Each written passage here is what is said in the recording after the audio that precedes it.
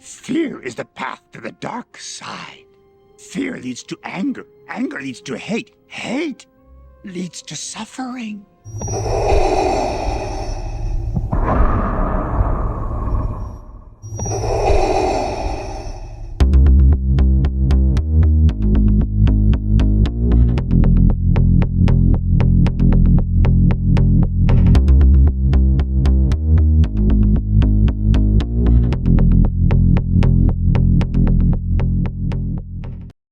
Welcome to X versus Z. I'm Chris. I'm Morgan. I'm X. I'm Z. And in episode 23, I said 23 in the last episode. Well, I was wrong. That was 22, but this is 23. Yes. And we're doing the 9 Star Wars Skywalker Saga, starting with episode 1. The Phantom Menace came out in 1999.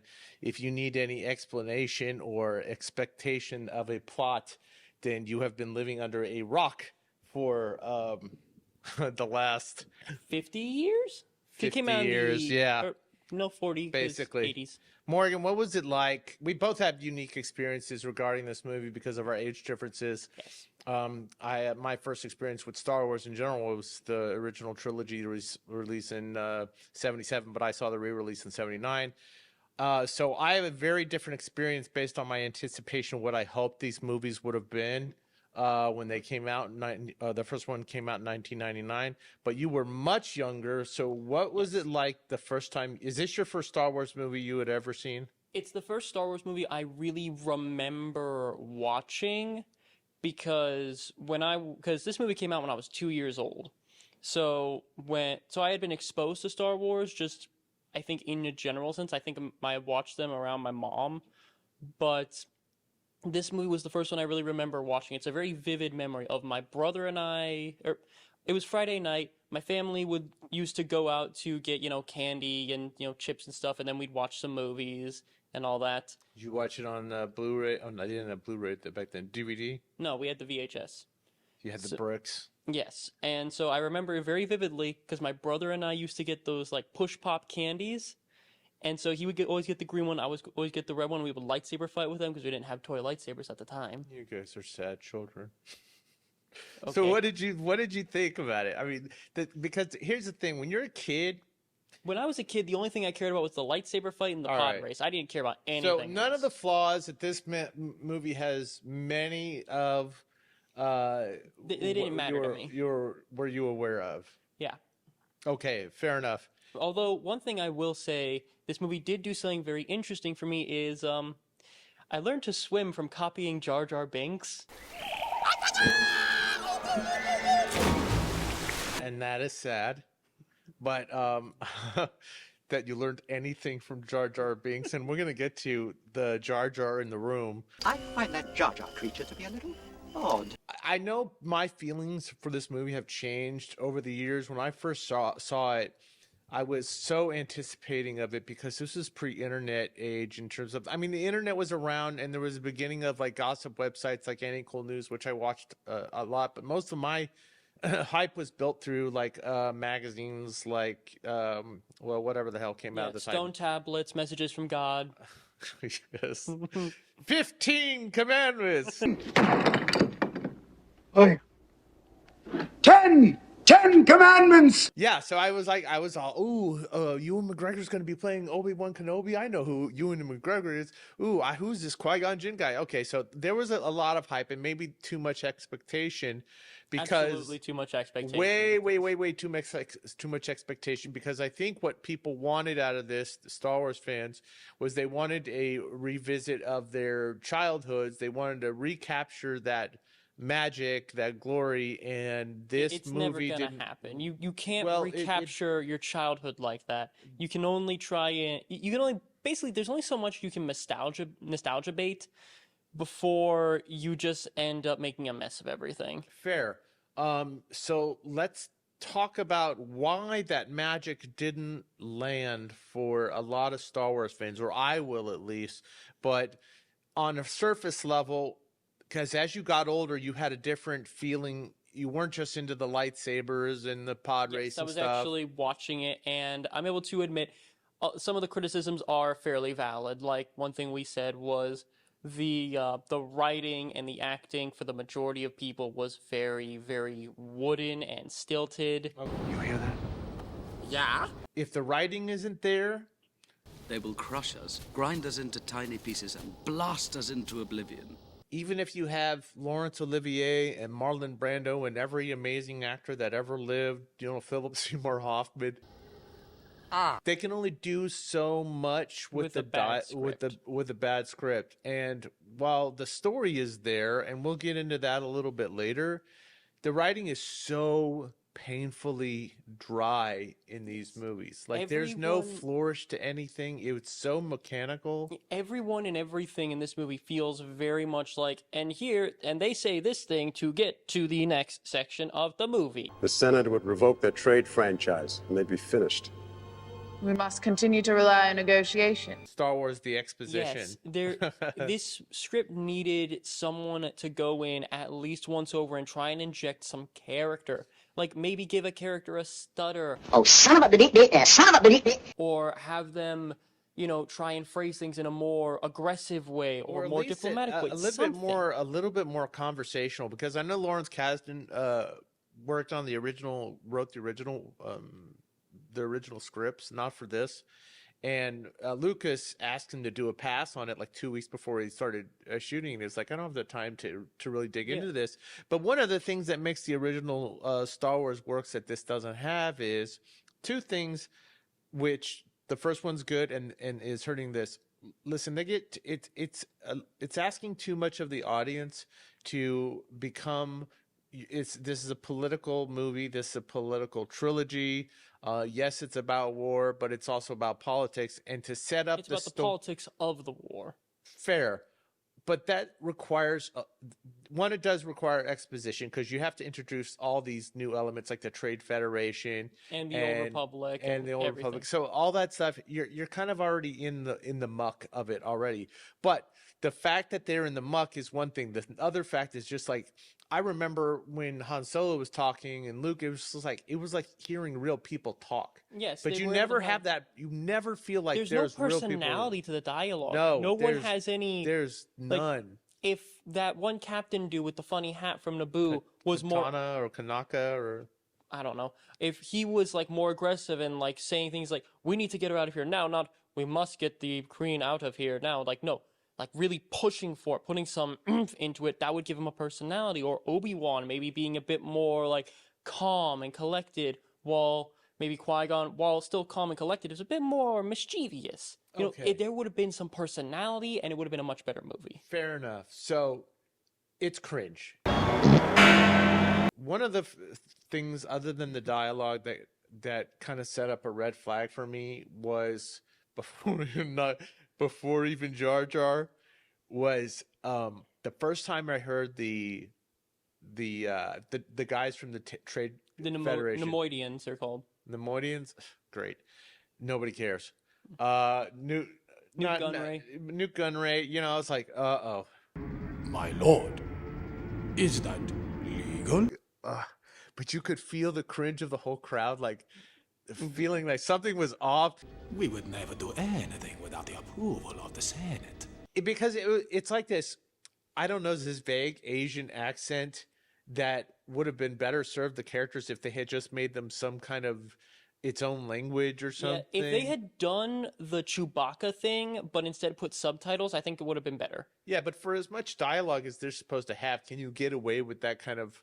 That's fair and very true, but it's... But the But choice even was still then- on the lap of George Lucas Yeah, to decide what... It still would have... Something that they said it, It would have been better to either have them speak entirely in an alien language, or it would have been better to just have them speak through like maybe robotic translators, something that would have gotten rid of that accent. or 'cause, anything with the accent, because it was like it was offensive to me, and not in the what's the word, not woke, that's the wrong word, the like overly sensitive, because yeah, but it was like politically incorrect. It was more than politically incorrect. It was just a bad choice. And I was telling you before that it reminded me of Breakfast at Tiffany's. For those of you who haven't seen Breakfast at Tiffany's, if you have, or you at least there's a chance because you're in my age range. Mickey Rooney's in that movie, and he does this extremely offensive caricature of an Asian person. And I mean, it's funny to me because it's so offensive, not because in of itself it's supposed to be funny. It's supposed to be a funny character, but that's what this reminded me of. When? So I was just like, okay, I was like, just calm down, Chris. It's just one little part, you know, because we do get to something cool immediately. We get to the Jedi. Yes, and I unsheathing their lightsabers. I like one thing that they do with the prequels in general is they really show off the Jedi at their peak, because when we see them at least more of their power. Well, yeah, because they're in their peak. Because you have Jedi who know and are using all of these offensive, defensive, and interesting techniques with the Force, not just, I'm going to yoink something and I'm going to sometimes jump a little bit higher than normal. Okay. They're very... I was a little surprised that they were chosen to be the emissaries for some peace talks. I thought that the Jedi gone to like Jedi were supposed to be peacekeepers. They're there to speak and talk and be like, okay, we're going to resolve this peacefully. But this is part of the whole plan of Palpatine, which is Jedi, while they are known as peacekeepers, everyone's terrified of them because most people... They're badasses. Well, yeah, but most people don't really know the extent of a Jedi's power. For all they know, you can just snap your fingers and make their brain collapse. True. So we get Obi-Wan and we get Qui-Gon on the ship, and there's a couple of things that they do, which you mentioned, but one moment where I was actually like, oh wow, this is dope as hell, was when they shove the lightsaber through the blast doors. Yes, and he starts like slowly cutting, but then it gets caught. Yes, I loved that whole part. That whole stuff was awesome. But so we get the red flag with the Nute Gunray. We get a little bit. It's too much in the weeds with the politics and all that stuff going on. By the way, all of this starts because of taxes. Taxes. So we eventually get to the planet, and come on, we got. Let's just rip off the Band-Aid about what is the main flaw of this movie. This movie has many flaws, but it has one huge glaring turd of a flaw, which is Jar Jar Binks. Jar Jar Binks. You know we are gonna get to it. We waited already long enough to talk about it, but yes. He almost submarines this whole movie. Mr. called Jar Jar Binks. Mr. Your humble servant. I'm going to say, if I were going to give this movie a rating, he would bring it down by at least 3 points because of a few main reasons. One, I get he's supposed to be for kids and he's supposed to be comic relief and funny, but this feels like what an old man thinks 5-year-olds think is funny, but it's because he severely underestimates the intelligence of 5-year-olds. Okay, but you probably liked it when you were a 5-year-old, right? I was dumb. Yeah, but I think, listen. I was dumb for a 5-year-old. Maybe I'm giving too much credit to George Lucas or being too much of an apologist to him. But if he's trying to appeal to children in general, okay, that's one thing. But those children do grow up and they become a little bit more sensitive to the nuances of what makes a quality film. And yes. Jar Jar does not age well. He doesn't. And because he's supposed to be funny, but he's just so annoying, and he's in so many scenes he doesn't need to be. Okay, the audience generally doesn't like him, but I never felt like the actual characters interacting with him. Listen, Jar Jar the character is terrible in itself, but it's problematic in other areas. One, I don't believe any of the interactions between the live characters and Jar Jar. Like, I don't actually believe that they're connecting with him anyway. I don't believe they like him in any way. Yeah, that's another thing that I felt, which is just they took him along because he'd die if we don't take him along, so we gotta take him along. They didn't want him around. They're just, we can't let this dude die for being an idiot. That's not a killable offense. And it's pity. He's only there because of pity. And I don't like that. He has nothing to offer other than, look at me, I'm so dumb and I accidentally do good things. The other thing is that we talked about is, as much as I really do like the CGI because it created this wonderful world that opened up the Star Wars universe. The CGI was used wonderfully in this movie with most of it, because in the underwater sections where we're looking at the Gungan city, it looks so cool. The underwater monsters are really, really cool and scary.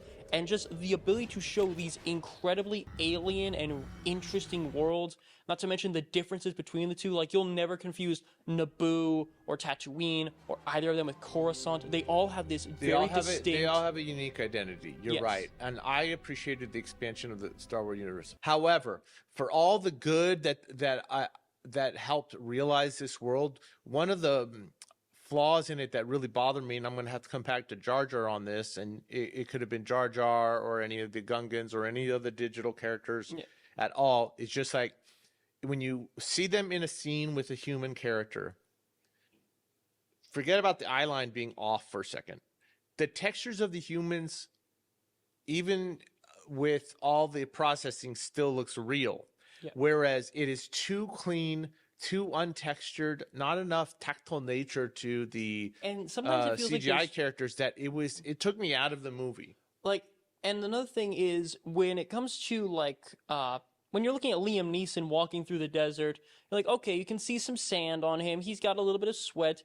Jar Jar, no matter what's going on, he looks exactly the friggin' same. So I mean, they don't even really try to give him like a bunch of sand on him. Like, they cover him up a tiny bit, but it's not enough to really give the feel that he is there. Yeah, and you know what?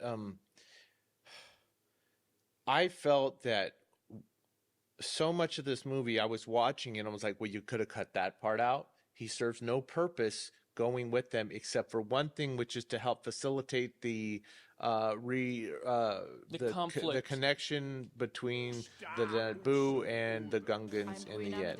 But other than that, I don't know why the hell they brought him along. He is absolutely useless as a character. He's incredibly irritating with that voice, and they could have replaced that voice. I'm sure that somebody's done a Star Wars cut out there without Jar Jar in it. One thing to or note, replaced though, his voice or minimized his impact. We're not saying the actor is to blame for this at all. Ahmed Best got a little redemption with Mandalorian. Yeah, this was mostly bad acting, and someone should have just said, hang on, let's turn that voice down a tiny bit and change the accent. Because just for me, I hate that accent. I can barely understand what they're saying with that stupid "Yusa Wisa da da da" accent. No again.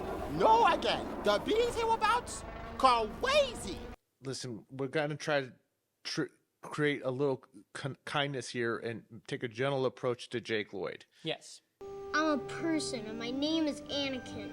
I think there's a part of the audience that wanted the prodigy of Anakin Skywalker to be represented by a prodigy of an actor that would have served that kind of mystique about him and that foreboding destiny that he was going to have. But Jake Lloyd plays him as this sweet kid. I'm a pilot, you know, and someday I'm gonna fly away from this place. You're a pilot? Mm-hmm. All my life. He's a really sweet, very nice, kind. He's a kid. He's like 7 years old, going yippee, running around and doing his chores. And you know, when he gets home, he wants to show off all the stuff he's made and basically his toys. He's adorable, and he's a kid. And I think that works. I actually think it works better to have him be this super sweet, super nice kid who we see throughout the prequel movies turn into the monster of Darth Vader. I think that makes it much more heartbreaking. Maybe it does making heartbreaking, but what I have a real problem with is more of a problem than the kid's performance is the vitriol towards this kid. He ruined this kid's life because people's whole worlds are built around Star Wars and IP, a piece of art that they've co-opted for religion, and in doing so, and they're willing to destroy the actors that were involved in making it, even if it's a little 8-year-old, 9-year-old kid. We already mentioned this before in one of our previous videos where we said if you went after Jake Lloyd and stuff and were mean to him, you're a bad person. I stand by that, seriously. This kid did not deserve any of the hate he got. And to be entirely honest, I feel so bad because isn't it every 8-year-old's dream to be in Star Wars? This kid got the dream, and these people turned it into an absolute nightmare. Yeah. I feel like everything in this is also one of the things that bothered me about the CGI. I love the expansion of it, but in comparing this movie to the the previous one, I mean, they both take place on Tatooine for a good chunk of their movies. I felt like the original one has a lived-in feel to it, There's and more this like one, grit. it was grit. It was grimy. It felt like a real world, whereas everything just felt too clean and too sanitized. But There is one really, really, really good thing on Tatooine. what's that? The pod race. The pod race. So let's talk about the pod race, because for me, it's a highlight of this movie. And say what you want about this, about a Phantom Menace and its flaws. It's got some dope things going on for Yes. it, like Darth Maul, the pod race, the lightsaber battles. Some of the casting choices are really cool. It's still got R2 and C3PO. And the space battle. And the space battle. So the pod race is a good chunk of time in this movie. Oh yeah, they spend a good, like, I want to say 10, 20 minutes just building. Maybe not 20, but if it's in the 10-minute range, 10 to 15 minutes range, It feels it's like they pretty build good. it up well enough that it feels climactic of its own little arc in the movie. And it is so fun to just watch the pod race. Legitimately, it is intense, and the music makes it go. It really just enhances It the feels feel. like a ride. Yes. It feels like a ride. And, And I also think it was a great demonstration or opportunity to demonstrate Anakin's strength as a pilot. Because, dude, you know how boss it is for a 9-year-old to build a freaking pod racer? Yeah, it's like having an 8-year-old build a NASCAR stock car and have that be like one of the fastest on the friggin' track. It's insanely cool. And then to be able to fix it mid-race. Yes, Yeah, twice. He fixed it twice. He fixed it mid-race. twice. So, I mean, to me, that was like, okay, that was a deeply satisfying part of the movie. But some of the stuff on Tatooine made me question a couple things about the Jedi, which is, I don't know, is it really ethical to be reading people's minds or controlling people's minds like Qui-Gon does? I don't have anything else, but credits will do fine. No, they won't. Credits will do fine. The thing is, he's not like puppeteering them like a puppet. He's influencing them, and he's using it not to control people's minds, more so as it is just get the best result for the majority of people. Because Qui-Gon, essentially, almost as soon as he meets Anakin, he's like, okay, yeah, there's something special about this kid, and I need to get him to Coruscant because there's something real special about this kid. And so not taking him would be a massive issue. Did he have blind spots, Qui-Gon, to, I mean, you couldn't really tell at that time that he had, just outwardly to the layman, that he would have some kind of dark side, but if the other higher up Jedis as a member of the councils can detect his fear, wouldn't Qui-Gon be able to do that as well? Yes, but the thing with Qui-Gon is, well, it's come to a whole thing where Qui-Gon and the Jedi Council have this huge, essentially this big argument. It's not in the movie, but it's like a background thing of Qui-Gon believes rules can be bent and broken when they need to be for the good of the majority of people and for the right reasons.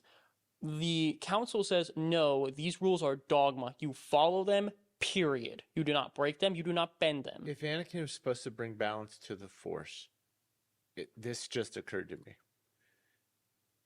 Did it require him to turn to the dark side to do that? I'm not a prophecy maker. I don't know.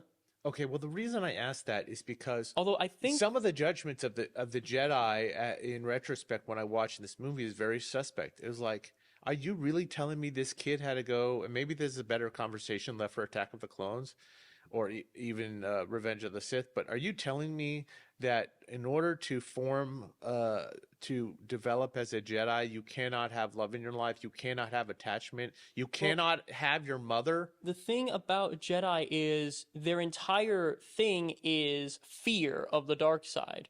That's why, and they say, oh, fear leads to anger, anger leads to hate, blah, blah, blah. But they are afraid of the dark side. They are terrified of it, which is why they are so dogmatic against anything that could possibly even come close to tempting someone to the dark side. There are very few exceptions. I think there's an extreme, though. That there's an extreme there. Yeah, and it is. That's why the Jedi fall. Yeah, and you know what? There's this. I know this sounds kind of dark, but there's a certain satisfaction in being a victim of your own hubris, denying this little 9-year-old boy his mother. It was such a critical mistake. I was like, how can you ask any child to have an optimistic end or destiny if their mother was taken from them and it remains in slavery? Okay, so we're on Tatooine. We get I liked Watto, by the way. I know Watto gets some He's such kind a of jerk, but he's so much fun. I'm a Toydarian. My tricks gonna work on me. Only money. arguably the best part of this whole movie. I think of the second best part, but which is Darth Maul. Yes. Okay.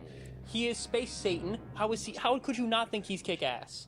Well, it also brings up the critical flaw that they did with Darth Maul, which was not letting him last all 3 movies as the primary villain. Yes, we actually mentioned Great design, amazing design of Darth and Maul, perfect casting with Ray Park because he was actually doing the fight scenes and stuff too. Oh yeah, but he's so athletic. But it brought up something we mentioned yesterday, which is, or when we watched the movie, which is it would have been better to just have him be like sort of like the main physical threat for all 3 of the prequel for the 3 prequel movies, because there would have been able to, because there was a much more of a connection between them and them and Count Dooku, because that's the guy who killed Qui-Gon, who killed Obi-Wan's master, and the guy who was going to be Anakin's master. There would have been a great way to show tension, where you can also show Obi-Wan letting go of his anger, letting go of his grief, and moving on into a better state of being, a Jedi. Whereas Anakin would ascend as well. Yeah. Where Anakin would essentially be falling more and more to the dark side because of his anger at Maul. And it would have been more satisfying to watch Anakin defeat, like in a video game, you have your boss and then you have your main boss. Yep. And obviously in this scenario by Revenge of the Sith, and maybe we're getting a little down the road a bit, but had the main boss would have been Obi-Wan to Anakin, Anakin beating Darth Maul would have been replacing him as the apprentice. Yeah. But more importantly, the investment from the audience would have been there to where the anticipation of them going toe-to-toe at it would have been absolutely amazing. But for what we got, we ended up getting probably one of the greatest lightsaber battles in the whole Star Wars franchise. The way it travels from area to area, from the hangar to like the power core to like that ventilation shaft with like the ray shields, it's all so cool. And the athleticism showed, the skill showed, the speed of the choreography is so impressive and so cool. And I know people are saying, but it's not realistic. I don't care. It looks really, really cool. And remember, these are magic. These are space. Yes, they are space wizards with laser swords. And the best way to describe it is it's like in Dragon Ball. If we were watching a Dragon Ball fight, like it's, at normal speed, we wouldn't see a damn thing. It would be over in like 2 minutes. But because we're watching essentially with cinematic timing, it's slowed down so we can keep track and see what's going on, because it's just that fast. And we're also introduced to probably one of the best musical parts of the entire franchise, which is saying a lot considering the original trilogy is so iconic, written by John Williams. John Williams returns and he does Duel of the Fates, which is the best Star Wars song. It's the best Star Wars song. I'm sorry, it is. I don't agree, but I totally buy your argument. It's amazing. Yes. I personally would either go with the little part when I almost said Anakin, when Luke faces off with Vader in Return of the Jedi. That operatic thing was what really pulled me in when I was like 8-9 years old. But the other one is Duel of the Heroes, I believe, which is the Obi-Wan Anakin fight, right? Yes, to me that was even more iconic. And I also listen, that lightsaber battle's probably the second or third best. I mean, you could say it's the best. It's amazing to watch. It is. Like I say, I always go back to the drama of the Return of the Jedi, but really the Anakin and Obi-Wan fight in Revenge is a little bit more iconic to me than. But this fight, it's it's so novel in a lot of ways too, because this is the first time I think we see a 2-on-1 Jedi versus Sith battle, and Maul has the weapon for it. The double-bladed lightsaber was the coolest thing to, like, everybody thought it was kick-ass. And the other thing is this, and I feel like I have a blind, like, because there's so much of saturation of Star Wars now. There's a division of different camps of Star Wars fans from different generations, your generation, my generation, but it's really the people that have consumed more than just the movies. And I feel like because I missed out on the Clone Wars, I probably have a gap of not really truly getting all of what Darth Maul was offered in the. Yes, Sam Witwer, did he play? Yes, did he play Darth? I really dig Sam Witwer. Sam Witwer is awesome. They should make him a producer in the future. Yes. But in the Clone Wars TV show, they really build up Darth Maul and they give him a whole arc where it's an entire arc where he basically goes to Mandalore. Like, we all know the Mandalorians because of the show, but he goes to Mandalore, takes over the planet. It's also where they introduced the Darksaber in this version of Star Wars canon, and he basically spends a solid chunk being a main antagonist, messing everybody and everything up, using the Darksaber, fighting Obi-Wan, killing a couple Jedi. Like, he's really scary, really intimidating, and incredibly sadistic, because he has this all-consuming hate for Obi-Wan Kenobi. One of the things that works with him is that design, and we kind of got into this, but I did not fully appreciate enough of the vision that George Lucas had in this movie. The ship designs of the Naboo, their fighters, the cruisers, were just, to me, breathtaking when I was younger. I loved it. And slim and just artistic they look. And that's something I mentioned yesterday, which is Naboo is, in canon, a planet of artisans, which is why it was the one that they made a blockade but it still seemed ridiculous to me that... by the way, I generally like costume designs, but I don't want to go too deep in this, but I can't watch any of all those costume changes with Amidala as a princess or her decoy, whatever. Queen Amidala, and not be totally irritated that somebody was having massive strain on their neck, keeping those things propped up. I mean, they look ridiculous. I don't know what's with all the Japanese influence other than the obvious Jedi Kurosawa stuff. But here's the thing about that is, like I mentioned earlier, or yesterday, the dresses for the Queen, she's from a planet of artisans and fashion, so basically she's wearing a Met Gala dress every day. Yeah, every day. Doesn't that seem totally impractical to you? If you're the Queen, why the hell not? And it seems totally impractical that they wouldn't have a standing army. That was ridiculous to me. So the one good thing is like, so they have to go to the whatchamacallit, the Gungans, right? Yeah. This is a bit of a cringe to me. I thought these were like the most inept characters, even Boss Nass. I mean, Jar Jar's probably the most inept of them. But saying that, why on God's green earth would they make Jar Jar a general? We shall make you Bombard General. General? I actually said this yesterday too, which I still stand by. This is my theory. Here we go. Boss Nass only made Jar Jar a general to put him on the front lines and be like, okay, this guy's going to absolutely for sure die here. He has no chance of survival. That's dark. But hilarious. I think it's a major plot hole because if I'm a member of that Gungan army and I've been like part of the army this whole time and this goof is telling me what to do. Steady. I would have tried to find a way to cap his ass. He was just...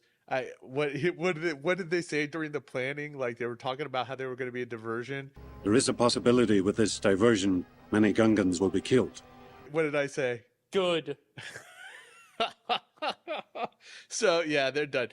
They die. So let's talk about what I think is the best part of this movie, which is, and the trilogy, and maybe even the whole franchise as a whole, was Palpatine.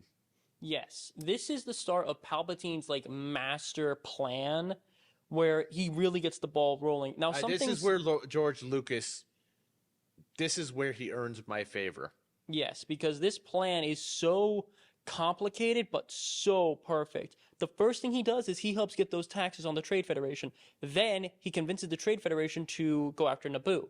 Naboo, being the home planet of Palpatine, will give him more sympathy when he calls for the vote of no confidence against the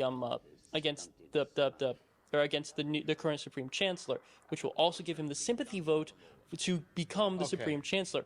In the background, he's not only helping the Trade Federation build their army and stoking the fires of war in them, he's stoking the fires of discontent against the useless Jedi. And don't forget, the Jedi do not detect him, which was the greatest masterstroke. So he's got all these machinations, but it was also the beginning of what I think this structure of this prequel trilogy to be a really engaging story, and that is the saving grace. Listen, you have a great villain in Palpatine, a good villain in Darth Maul, but a great villain in Palpatine because of all these calculations and machinations and all this stuff. I don't know if he knew this whole time that Anakin was part of the equation going forward, but it made me think of something really interesting, which is Qui-Gon dies. Would Anakin have become a Sith if Qui-Gon had trained him? No, he wouldn't have. Because, why? Okay, Anakin needed a father who knew when to let him bend and break the rules and sort of really let him understand and teach him the whys of the Jedi Order. Obi-Wan gave him a brother instead. And as a brother, it wasn't so much well, here's why. It's just, you don't need to know why, just do it.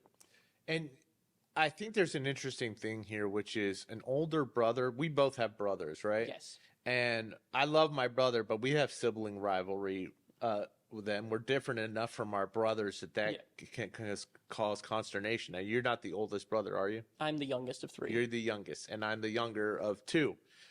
Now, when you have that, and sometimes brothers are put in a position to be a mentor, there's always that rift of it not being a father, and this kid not growing up with a father. Qui-Gon was the first father figure, and I think he resented that. Not to mention that I think when your brother tells you to do something, you're like, why should I listen to you? You're not my dad. When your dad tells you to do something, it's like, okay, yeah, you're my dad. I'll do what you tell me to do. Okay, but he had a rebellious nature in him, Qui-Gon. He would have been a better guide. Yeah, like I said, he knew when to bend and break Obi-Wan the rules. is also a company man, and Qui-Gon is not. Yes. I want to touch on one last thing before we talk about the little space battle at the end, which I thought was great. I think one of the big problems with this trilogy and the choice that Lucas made was the whole thing with the midichlorians. I need a midichlorian count. The reading is off the chart. Over 20,000. God, I hate the midichlorians. It takes away most of the mythos and the mystery of the Force. And I like it better when the Force was just it is this thing around everybody. Some people are able to use it, some people aren't, but there's no quantifiable way trying to distill it into these microbial life forms that exist in some people, but not anything else, taking away the spiritualism and detracted from the overall mythos of the character. But because it's canon, it kind of makes you look at the original trilogy a little bit differently. I just thought it was just a totally unnecessary it was unnecessary and it was dumb. I just didn't buy in. I just gotta ask, what was he thinking when he was like, oh well, introduce the midichlorians? Why what was the purpose of it?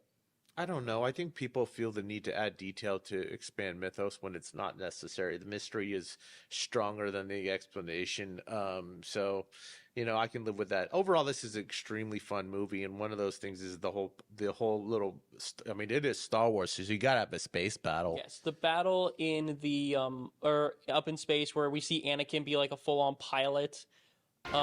That was a lot of fun. I like how he still made mistakes and he wasn't, the perfect ace pilot just from the get-go, but he was still really, really good. Yeah, but some of that stuff is kind of annoying to me, that he was just like, it's a similar Jar Jar effect, which is you get a positive result by accident. You know, he wasn't like calculating, okay, I do this, then this, then this. It's just like, let's try this spinning around trick. Well, shit, I could try a spinning around trick. I would have made one major change, which is the other pilots realizing, hey, we can't get through the shields on the outside, but there's no shield on the hangar door. So you have like two fighters trying to go in, but they mess up because they're not good pilots. But then you have Anakin fly in because he's very in tune with the Force and has these really great reflexes, really showing why he's later known as the best pilot in the galaxy. So he manages to make it in, and he purposefully goes and blows it up. And it is not just, hey, I got shot down, but I accidentally landed in here. Oh my gosh, look at how lucky I am. This is Anakin's first kills. Oh yeah, and by the way, he kills a lot of people in this trilogy, bro. Well, yeah, he kills a lot of people, but this is the first time he kills people. The people who are on like the bridge of those command centers, not the robots, because they don't count. I mean, they're what are they called? Nemoidians. Nobody gives a shit if they're dead. Well, I know, but it's still... I was glad they were gone, and just not for nothing, but dude, when we get to Revenge of the Sith and Anakin goes in there and totally wastes those dudes, I was like, boom! Yes, finally these suckers are out of this franchise. I'm so glad it was over. So, a couple of things just before we wrap this up, Morgan. R2's a badass. Oh my God, he's still a boss. And I like 3PO too, but I mean 3PO was fun in this. He was fun, but dude, R2's the man. He is. I will say he's consistent through the whole franchise, which is good. I love the design of 3PO in this. He's really, really. I love how I love when they do that with robots, where they show like the insides and how they like work and all that. Like you saw the little spinny bit in his head. I love that. But I agree with you 100%. R2 is the most kick-ass character in this entire franchise. He never missteps, ever. No, he's awesome. But let me say this overall. My feelings towards this movie have changed. I was part of the vitriolic, toxic Star Wars community that probably was responsible for pushing George Lucas to sell this to Disney, which was a catastrophic mistake in my mind. But I can watch this now and separate the wheat from the chaff and accept that we have Jar Jar, accept that we have some wooden acting, some bad writing, and still have fun. Yeah, because there are rewatchable moments in this. Yes, I will. So many rewatchable moments. Okay, so I will absolutely just throw on Duel of the Fates sometimes, just because it's such a good song. I will rewatch. I do that too. Yeah, I'll rewatch the duel between Maul, Obi-Wan, and Qui-Gon, and I'll rewatch the pod race because it's so much fun. And I mean, at the end of the day, if you can detach yourself from the importance an IP is supposed to have on you and what each movie is supposed to mean to you in your life, we got to be a little bit more forgiving of George Lucas and a little bit more appreciative of his vision and this little piece of distraction that, and you know, for good or ill, it is Star Wars. Yes. It does feel like Star Wars. Not great Star Wars, but it does feel like Star Wars. Yeah. I'm going to say this. We should be forgiving towards actors when they are given bad scripts. Do not attack an actor for what the character did. I'm not going around wanting to beat the crap out of frickin' the what's his face? Kylo Ren. Actually, Adam Driver. I thought he did a fine job in those movies. But I'm not trying to beat the crap out of Adam Driver because Kylo Ren's kind of a he prick. did the best he could. Yeah. But overall, guys, I can rewatch this now and not go. I mean, I will roll my eyes, bro. I'm not gonna. Yes. I'm gonna roll. We'll cringe and we'll roll our eyes. But if you give us some popcorn and an afternoon off, why not? But I'm still glad I have a little more Star Wars to watch, and we have a little bit more Star Wars to watch. This is the first of the 9 films that we're doing. The next one is Attack of the Clones, which has its own problems, but I also think it has its own merits. Yep. Same here. So, guys, thank you for joining us for episode 23 of X vs. Z. Please like and subscribe and share this video with somebody you know is a Star Wars fan. And in the comments below, tell us what your favorite part of this particular Star Wars was and the worst part. also, if you want to, tell us what your introduction to Star Wars was. Was it with the original trilogy? Was it with the new trilogy? Was it with the prequel trilogy? What was your introduction to Star Wars? Absolutely. Guys, thanks for joining us. Until next time, we'll see you on X versus Z. Later, and may the Force be with you. Always.